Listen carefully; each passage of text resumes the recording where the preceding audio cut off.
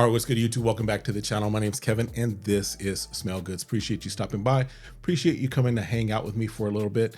This video is a remix or redo of a video that I had up for a little bit. Recognized that it had some audio issues. Didn't want to have that quality out there. That's not how I like to do. And so we're running it back. We're doing another review of it. So if you saw that first one, apologies. Again, that's not the kind of quality I like to have out. If this is your first time seeing it, welcome. You get to see hopefully the much better version of this review. And what we're reviewing today is Game of Spades Wildcard by the House of Joe Milano. As far as nice felt cover there, really the entire box except for the back.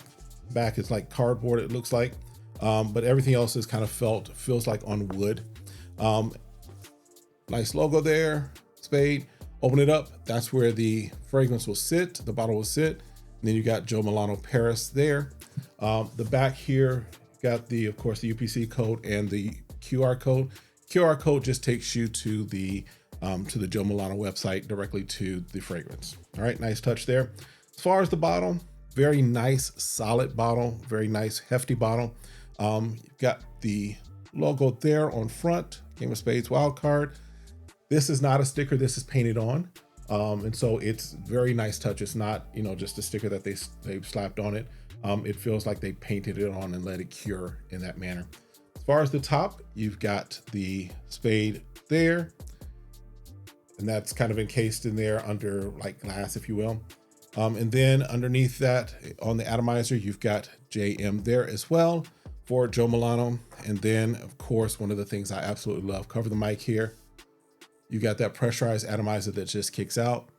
You got that scent. And if you don't know what this is doing its take on, it is doing its take on Bond number 9, Lafayette Street. Lost my thought there for a moment. And I do happen to have a decant of it. So we will definitely do a side-by-side to let you know how close I believe it is. And I'm just going to tell you sneak peek, it's pretty doggone close. All right.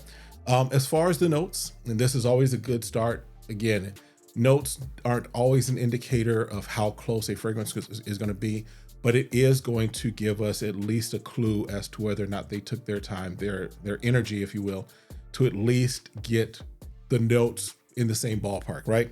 So top notes, you've got bergamot, flowers, coriander.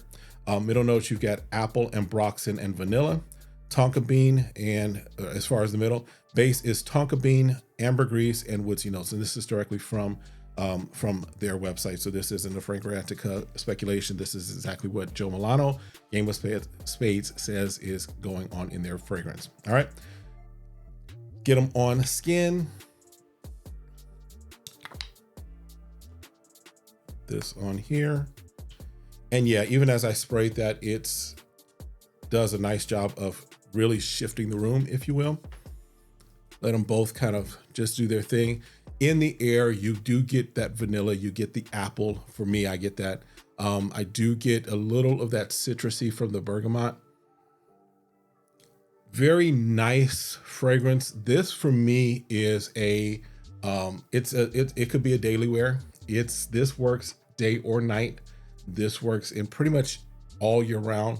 Now for me, and I say all year round just because depending upon where you live, it may not fully be all year round. For me here in Phoenix, 120-degree weather, I probably won't wear this at the height of the summer. This is maybe a little too cloying in that type of a weather.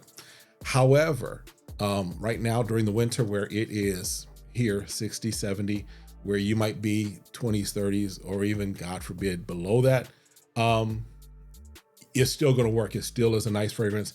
This could be date night fragrance. This could be hanging out with the fellas fragrance. This could be a work fragrance, an office fragrance. This just works on so many different levels, in my opinion. And it's a solid pickup, a solid banger.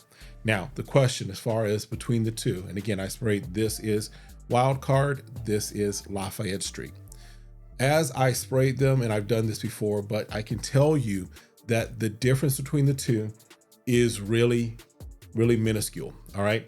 It really is a minor difference. And it's if I had to choose something, right? It's not something that for most people are going to notice off the bat. for most people that smell this fragrance, they're going to smell it and think that you've got Lafayette Street. They're going to smell this and just think you smell great. Especially those of us that are those people that are not in Fragheim, those people that are not enthusiasts like you and I are. They're just going to be like, man, that smells great, because it is going to capture attention. It is going to give you that sillage, that projection, and it lasts. This one will definitely give you about, it's hard to say, but I'd say definitely over that 9-10 hour range. It's definitely going to be a full work day is what I've gotten out of it. As far as how close it is, I said this before and I'll keep saying it.